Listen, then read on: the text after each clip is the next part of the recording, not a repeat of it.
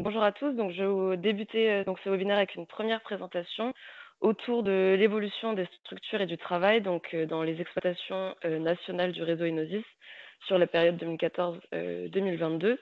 Donc, moi, je suis Damaris Sterling, je travaille à Chambre d'agriculture France. Donc, on a effectué ces travaux-là avec Nathalie Sabaté de Chambre d'agriculture Savoie-Mont-Blanc et Amandine Menet et Gwendoline Eluin de l'Institut de l'élevage.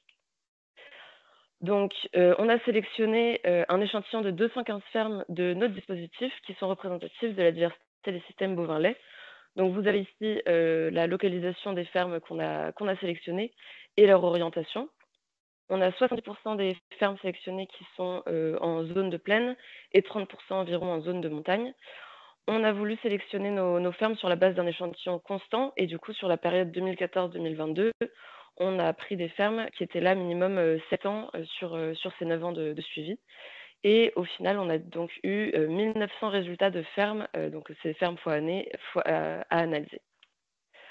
Donc, je vous propose un premier zoom sur l'évolution des structures, donc à partir de l'analyse de ces exploitations-là.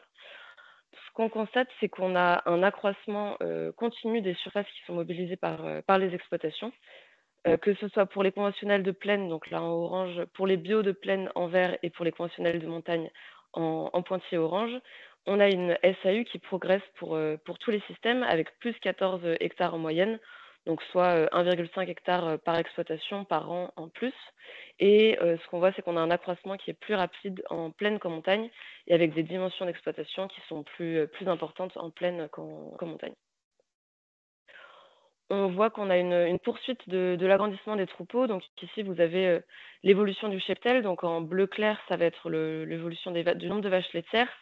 En bleu un peu plus foncé, le nombre d'UGB génisses laitières. Et en bleu encore plus foncé, les UGB bovins viande. Ce qu'on peut voir, c'est que les UGB bovins viande, ils ont tendance à se tasser sur la période. Donc ils passent de 20 en début de période à 17 en fin de période. Les UGB génisses laitières, ils se maintiennent. Donc on est de 37 à 39 à la fin de la période. Et pour les vaches laitières, on est à plus 12 vaches laitières sur la période. Donc on a un agrandissement qui se poursuit, mais à un rythme relativement ralenti de plus une vache par exploitation et par an. Et donc quand on fait ce constat, donc on voit que les surfaces s'agrandissent plus rapidement que le cheptel dans les exploitations. Et donc ce qu'on voit, c'est qu'on a un chargement qui est en baisse sur toute la période, avec une adaptation des systèmes au changement climatique. Donc ce chargement, donc on est ici sur un chargement corrigé.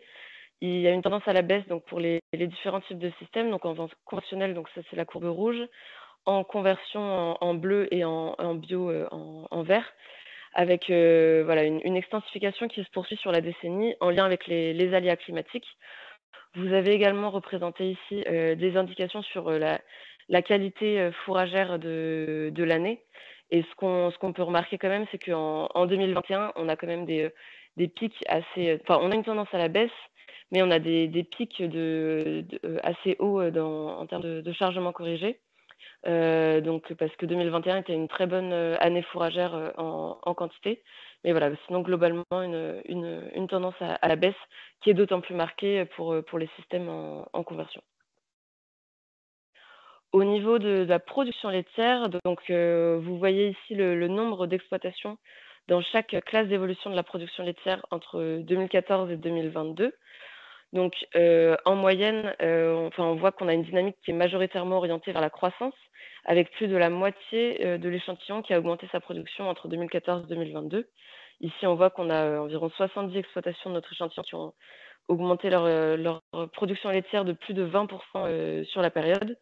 On a une quarantaine d'exploitations qui sont restées globalement stables pendant la période et on a environ 20% des exploitations qui ont réduit leur production. Et là, il s'agit notamment d'exploitations en bio ou en conversion. En moyenne, les exploitations conventionnelles de plaine, elles produisent 770 000 litres de lait à la fin de la période. Et les exploitations bio et les exploitations de montagne, elles produisent environ 300 000 litres de lait à la fin de la période. Si on regarde maintenant l'évolution de la répartition des livraisons de lait, Donc, c'est ce qu'on a représenté ici, donc avec la répartition par mois. Donc, en 2014 en bleu et en 2022, on a voulu donner une indication. Donc, c'est en orange si la répartition elle est restée globalement similaire à 2014. En vert, si on a une augmentation de la répartition. Et en rouge, si la répartition a diminué. Et ce qu'on voit, c'est qu'il y a un léger décalage des répartitions de livraison mensuelle vers l'hiver enfin, de l'hiver vers le printemps-été. On a un accroissement de 12% de la production, de la livraison annuelle totale sur les systèmes. Et au niveau de la répartition des vélages, on voit que globalement, ça bouge peu.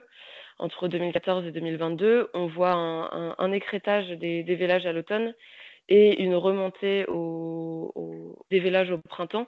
Mais voilà, c'est des courbes qui restent quand même relativement stables. Il y a peu de changements majeurs dans ces systèmes.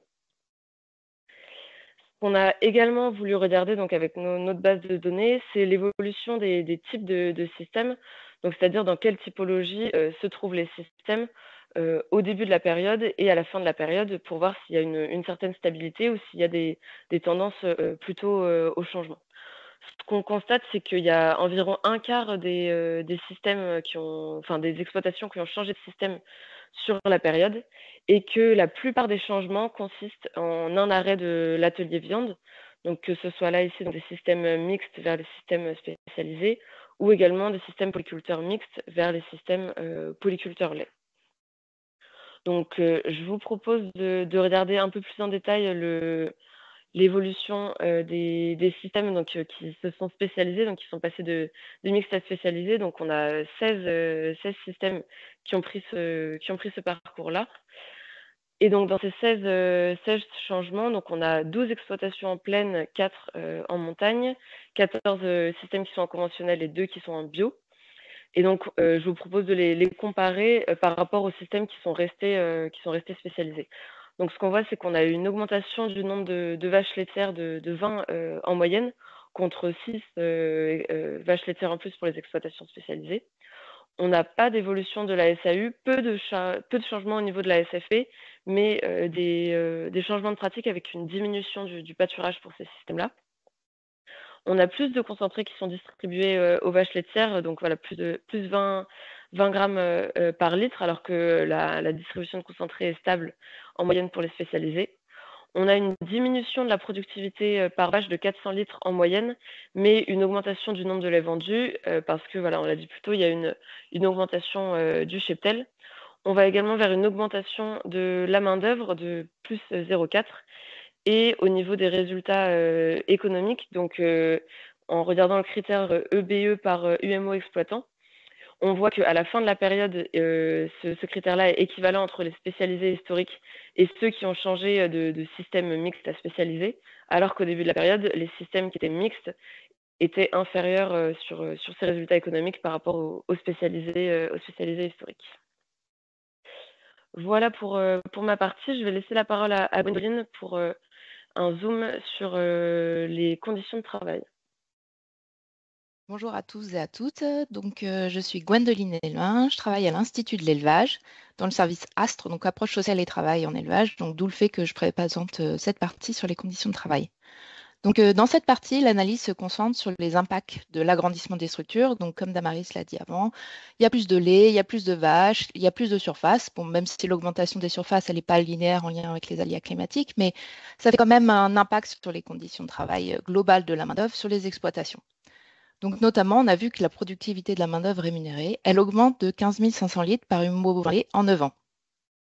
Donc, en zoomant sur la partie main-d'œuvre, donc il y a la moitié des exploitations de l'échantillon qui ont augmenté leur recours au salariat en 2014 et 2022, donc la partie étudiée, même s'il reste des freins à l'embauche, tels que le coût que cela peut représenter ou la difficulté à trouver un salariat adéquat.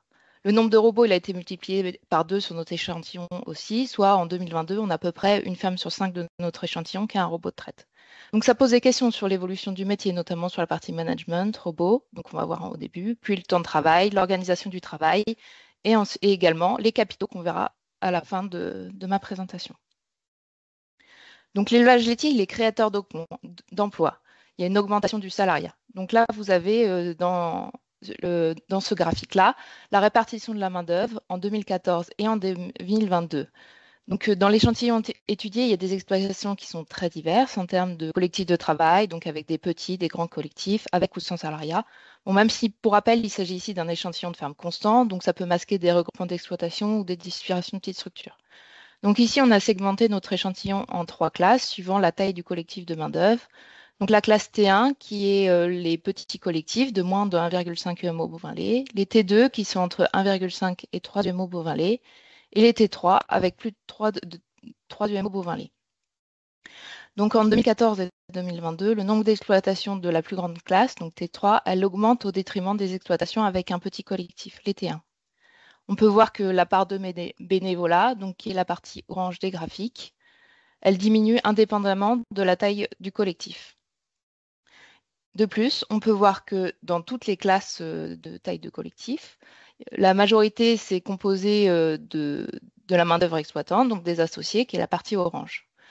Même si la part de main-d'œuvre salariée tend à se développer, donc la partie grise, elle se développe essentiellement dans les grands collectifs, les T3. En effet, parmi les exploitations qui n'ont jamais installé de robot de traite, le nombre d'associés a baissé de 1,8% et la main-d'œuvre salariée a été multipliée par 2,2.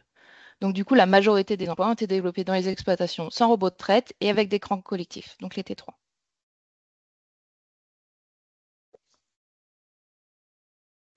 Il y a une densification du travail des associés, on peut supposer du coup. Donc là, dans ce graphique-là, vous avez le nombre moyen de vaches laitières par UMO total de l'atelier lait, suivant la taille du collectif. Donc on retrouve nos 3 tailles de collectif qu'on avait dans la diapo précédente.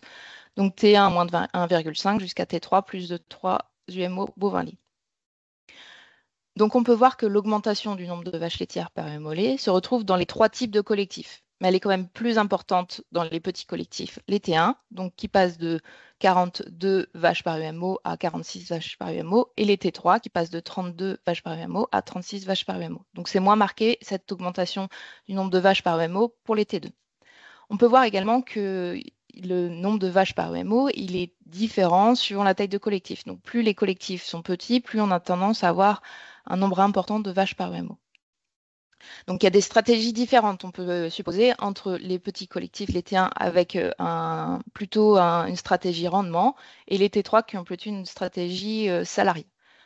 Donc, par exemple, les T1, pour faire face à plus de vaches par UMO, ils ont des leviers tels que le robot de traite. Donc, ils utilisent plus des leviers comme le robot de traite. Par exemple, en 2022, il y a 28% des élevages de cette classe-là qui a des robots de traite, contre 16% pour les T3.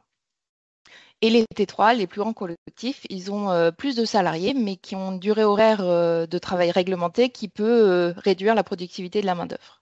D'ailleurs, dans la même série de thémas que celui qu'on vous présente, il y a également un théma robot traite au-delà d'une simple équipement qui a l'impact sur les élevages qui est également disponible sur le portail que Franck a présenté au début.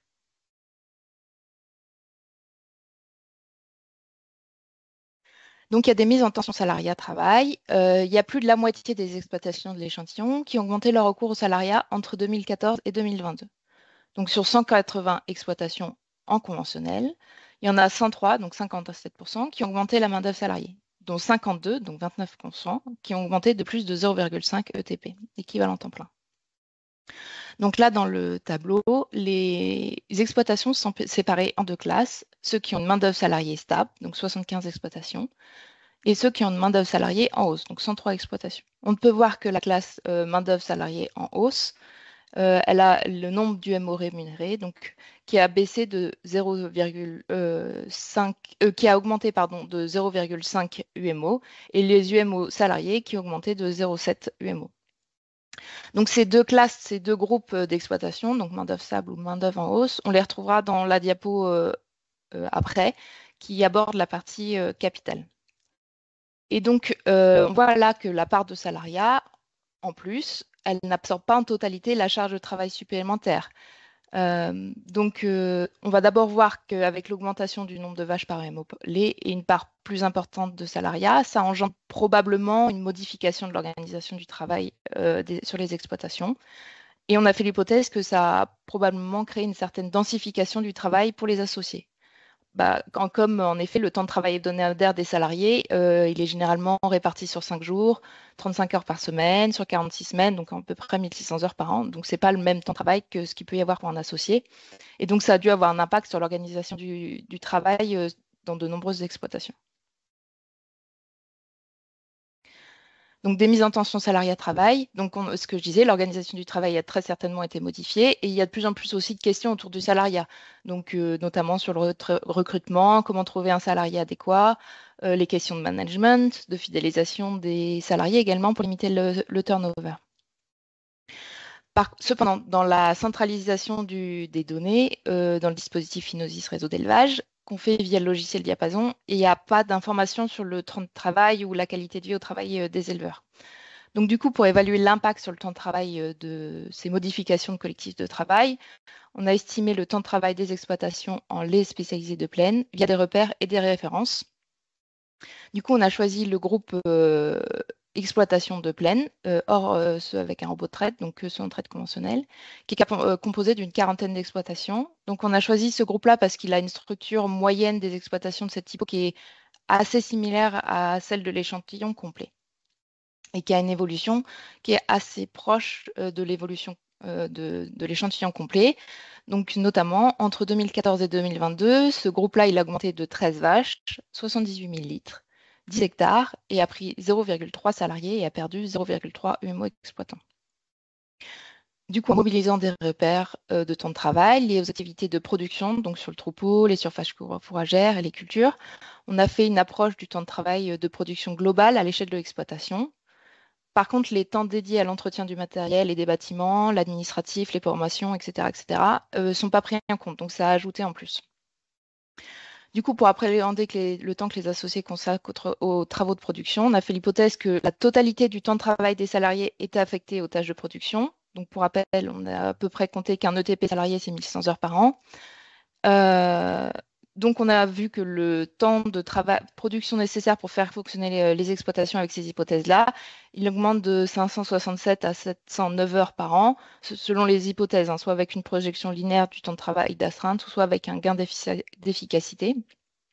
Donc, soit à peu près 100 à 200 heures en plus par UMO exploitant, ce qui représente un passage de 45 à 47 à 49 heures par semaine. Du coup, en 9 ans, il y a eu plus 2 à plus 4 heures de travail de production par semaine par associé dans ces systèmes-là spécialisés lait de plaine.